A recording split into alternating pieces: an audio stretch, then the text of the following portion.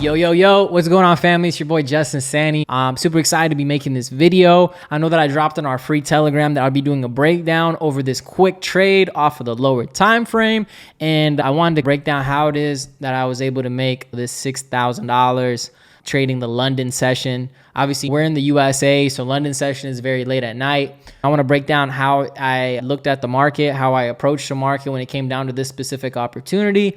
And I kind of want to just give you guys an understanding of what it is that we're looking for and how it is that we went about playing it, right? That being said, let's just go ahead and hop on the charts and go ahead and start, right? But I guess really quickly, before we go on the charts and break it down, just for the sake of transparency, what I'm going to do is I'm going to change my viewer and I'm going to just show you the MT5. This is a real MT5, no bullshit. This is a live account. I'm trading on Nash markets. I really like Nash. Trading with the app and the lot size calculator is super dope. I just want to show you that this is a real live account. Made roughly $6,000 after commissions, $6,100. The thing I like about it is the commissions per lot are very low as well. But in regards to it all, I want to break down not necessarily the outcome, more so the why. The why is what matters, right? Let's break it down. So this is my chart on GBPUSD. I'm going to go ahead and delete everything just to give you guys a better picture. But today's Monday. Come Sunday, what I did was I dropped a free outlook of what I wanted to see the market do, right? So my overall directional bias for the charts was that I believe that the chart was overall bullish, right? I believe that the market was overall bullish, making higher lows, grabbing liquidity, moving price higher. We noticed that there was these highs over here to the left, 1, 2, relatively equal. We noticed that we had a little move above. In my mindset, the way I was interpreting the market was it was bullish, right? When price was relatively right here, I drew this little path and I said, hey, what I'd like to see is I'd like to see price come on down to these lows. And then from these lows, what I would like to do is I would like to try to find an opportunity to go long somewhere in this range, right?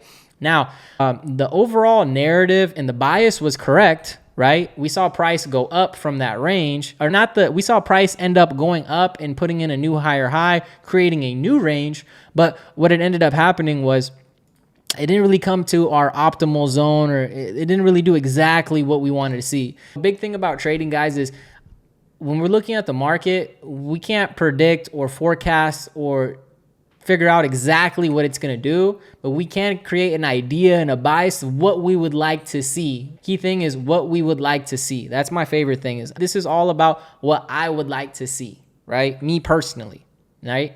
Now, when it comes down to it, coming into London session or coming out of Asia session, what I did was I knew that based on the time frame that I was looking at, which was from this relative low, this structural low that put in this structural high, I knew that, hey, price is trending very bullish. We just took out a high. So we need some type of retracement to then go lower, right? Now, I'm not a huge fan of counter trend trading, but if it makes sense, then it's worth taking a counter trend trade. So what I did was I started scaling down to the lower time frame, right?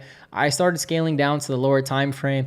And one thing that I can say is in the past, I studied the Asian range just a little bit, right?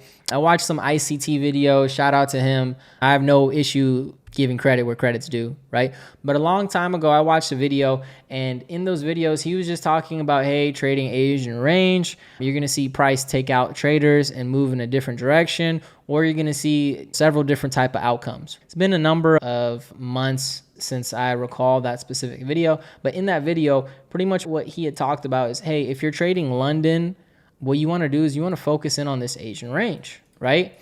So what did I do is I knew that overall market was relatively bullish, and in regards to it, there's key points in structure.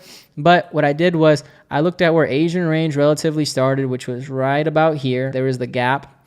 I marked off the relative high, and then I marked off the relative low. And what I was waiting for was either a break in one direction or, in reality, a stop hunt, right? Now, what I want you guys to understand is the way I was looking at this market was I was like, hey, if people are trading, what I want to do is I want to think like the average trader. The average trader is probably looking at this market and they're looking at it like, hey, I see this downward channel, right?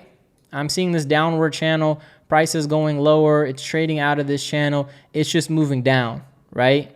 So what I did was I started thinking about it, and I was just like, hey, majority of people probably out of this Asian range are selling, and price is going lower, right?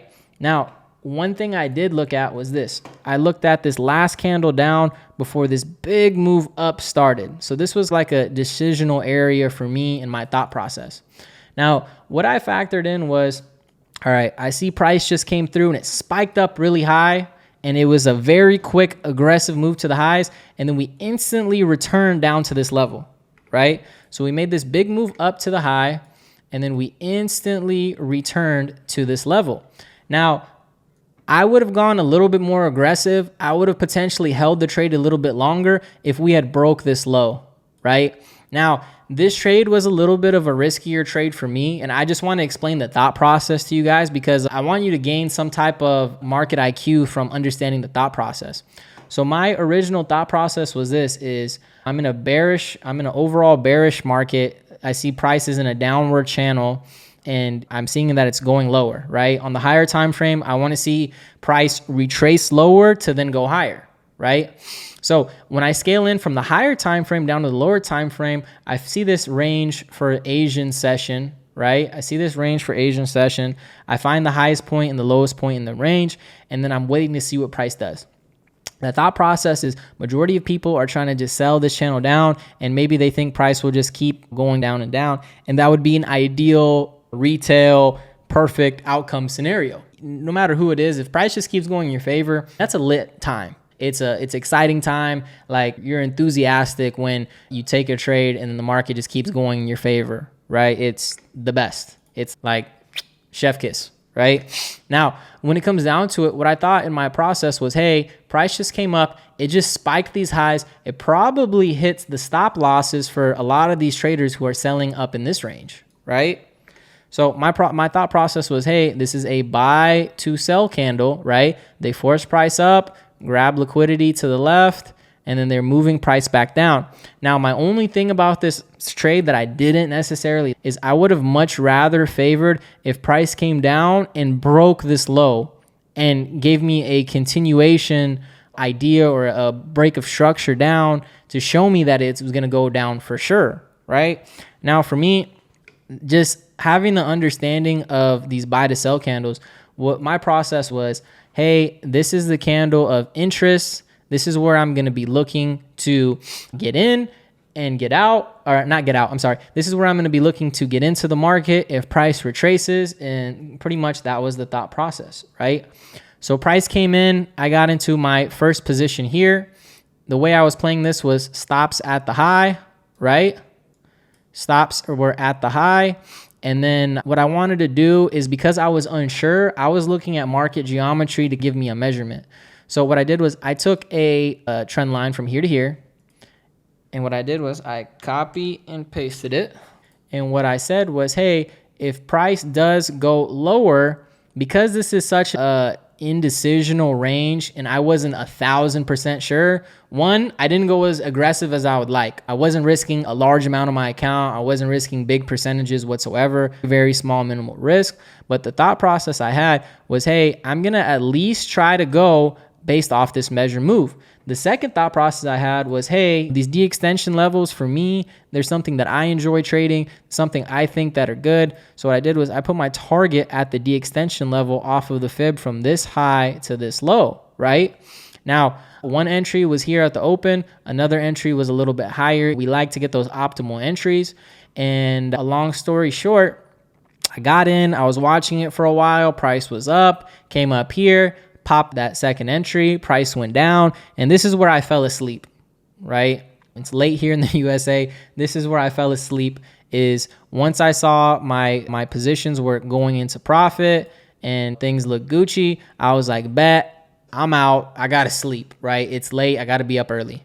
Now, the thing is, when it comes down to risk to reward and when it comes down to percentage-based risk to reward, you got to be comfortable with understanding what it is that you're risking, what percentage you're risking in the market, and you got to be comfortable taking an L, yo, you're going to take L's. If you go to hoop or you're playing pickup basketball, whatever, you're not going to hit every shot. You're going to miss some, but you're going to make some. Now, when it comes down to it, a lot of the times, if you're constantly glued to the chart, you're going to psych yourself out, and you don't want to get psyched out. It's been so many times where I'm like so glued to it that I psych myself out of a trade as it's beginning, and then I miss out on a huge swing when I had the best entry. It was just price was just playing with me, right? What I recommend is figure out what your risk is, figure out what your potential reward is, be comfortable with that risk, and then set and forget things. So I saw that the trade was starting to go into profit. I went to sleep. Price came back up, came so close to the stop. And this is why having a good broker is so important, because a lot of times what will happen is price will come very close to your stop loss. And a lot of these brokers, what they'll do is they'll just widen the spread and trigger your stop. The thing is, I woke up to my trade later on in the night. I woke up, I see that I got dangerously close to the stop. And then what had happened was I woke up somewhere here and I was like, dang, this is lit. But I was really tired. So I just let the trade just do its thing. I didn't know how fast it was going to go. My overall entry on the buy was down here in these ranges, right? I wanted to see price come down on the higher time frame down to here. It didn't necessarily get to where I wanted, but at the end of the day, I was able to lock in something small and keep it moving, right? At the end of the day, depending on what you're trading, especially when you're counter trend trading, like this was a counter trend trade, right? I knew that price on the higher time frame was bullish. I understood what my structural range was. I understood that I was trading from this swing low down here, this red dot, to this swing high. I knew that price had to make some type of retracement, and then I had an area of where I wanted to see it go. Now, coming into London, I saw that price started to line up. I took the opportunity, I took the risk, I shot my shot, right? Shout out to the guys shooting their shots, right? I shot my shot and ended up playing out. Now, it would have been amazing if I was like up or if I was managing it and I was able to hold it. This went for a 1 to 11.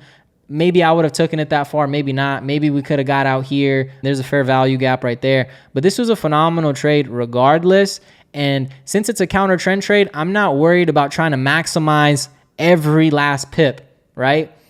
What I would have been more interested in is if this low was actually put in here, and then if it gave some type of lower time frame entry to go higher. But as you guys can see, once this hit, this just went straight vertical for, I guess, the rest of New York going into the next Asian range. But at the end of the day, guys, this is just a very simple breakdown on a GBP USD trade. This trade didn't last a long time, relatively a few hours. I was literally sleeping. I'd say it lasted for anywhere from 2 to 3.5 hours max.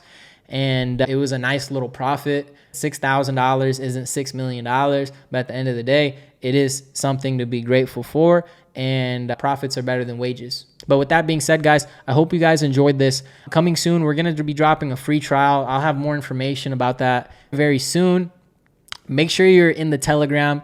We're going to be moving the entire platform over to Discord relatively soon. And then I'm going to be starting an opportunity for you guys to actually be able to see me trading live and watch how I do my own personal trades, right? So I think that's going to be very lit. I think it's going to be exciting. I don't know if you guys can tell or not, but I'm pumped the fuck up, right? And I'm really excited to be coming and bringing consistent value for y'all. I hope you guys are enjoying the content. I appreciate the love. I appreciate the care. And above everything else, we're really excited to help you guys along your journey, right? So with that being said, family, appreciate your time. I hope you guys enjoyed this breakdown. If you're liking these types of videos, give me a thumbs up, a like, a comment, subscribe, right? I'm new to the YouTube stuff, but comment, subscribe. If you like this type of content, if you want more, just let us know what's good, and we're going to read your feedback, and the team will get back to you, and we wish you the best. So y'all take it easy.